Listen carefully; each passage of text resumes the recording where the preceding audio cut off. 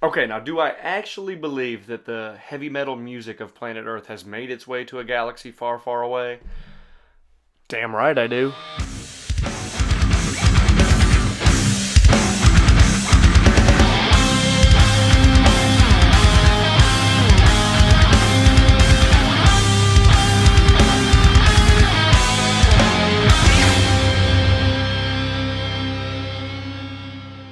What's up, everybody? Thanks for clicking on another video. Along with the amazing music genres already existing in the Star Wars galaxy,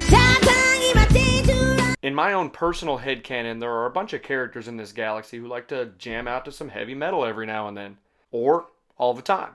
I have a bad feeling about this. Today I want to go over a fun list I've come up with and name off the top 5 most metal Star Wars characters of all time. Coming in at number 5, we have the Count himself, fallen Jedi turned Sith Lord Darth Tyrannus. I've been looking forward to this. Not knowing anything about this character, you could look right off the bat and know this guy probably gets down to some metal. I mean, look at the outfit. He's got the chain, he's got the cape, he's got the dark colors. He kind of looks like the guy who would greet you at the doors of the castle on Ghost's first album.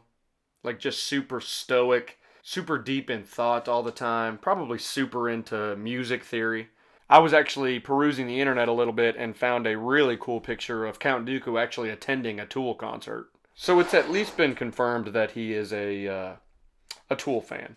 The reason he made this list is because Christopher Lee himself was actually a metalhead in his personal life, sharing mutual respects with Tony Iommi from Black Sabbath. Tony Iommi telling him, hey, you inspired me with your portrayal of Dracula in Christopher Lee's Dracula movie. And then Christopher Lee turning around and saying, hey, you inspired me to pick up the guitar and come up with my own metal albums. He's even collaborated with the band Man-O-War. I guess that later inspired him to make his album covers just as cheesy as Man-O-War album covers. Christopher Lee also came out with several Christmas metal albums, and if you haven't checked those out, please, for the love of God, go check those out. They're awesome. Coming in at number 4, we have the Goldenrod himself, C-3PO. What? I mean, come on, the dude is made entirely out of metal. You're going to tell me he's not a metal fan? Probably very into AC/DC or Led Zeppelin and sticks true to that type of metal. I'd say that maybe the heaviest he ever got was Iron Maiden. Seems like the type of metal fan who would like bands that got a little heavy sometimes, but were also putting out ballads like on the reg. Definitely seems like the kind of loser who would listen to Radiohead past just knowing Creep. I mean,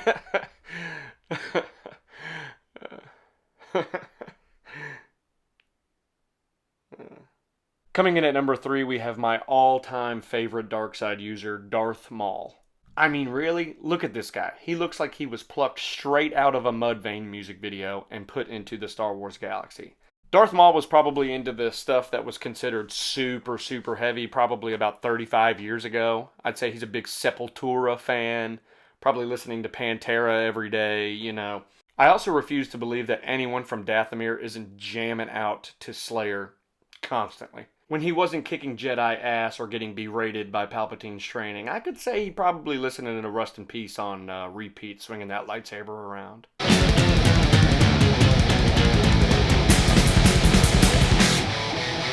Coming in at number 2, we have the Tusken Raiders. And before you go pointing fingers at me, yes, I am generalizing this entire race. Their entire culture represents those nasty, fat, old, drugged out dudes you'd see at a metal concert that just have to be in front of you. The kind of metal fans who just don't respect boundaries. In their defense, though, if a Cannibal Corpse cover band were to ever form on Tatooine, each one of these cats would be giving Corpse Grinder a run for his money.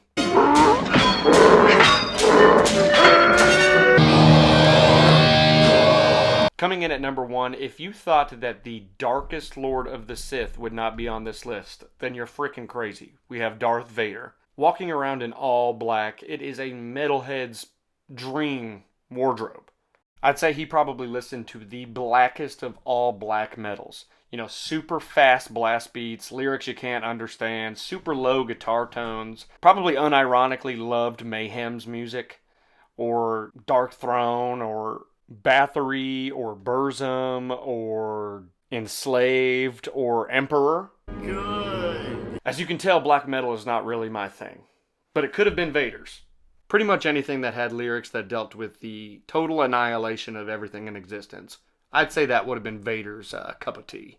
Probably had on a t-shirt underneath his black suit with a logo that looked something like this. Now, I don't believe that Darth Vader only became a metalhead after he turned to the dark side.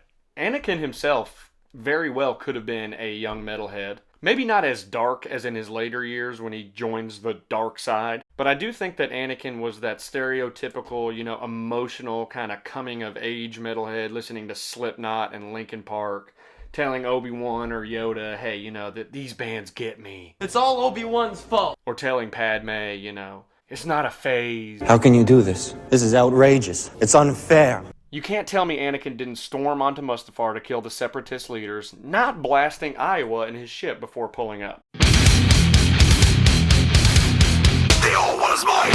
Guys, thanks for clicking on another video. I had a lot of fun putting this list together and filming. Click that like and subscribe button if you don't mind, so that next time I upload a video you can click on my stupid face again and we can talk some Star Wars, talk some heavy metal. Thanks, guys.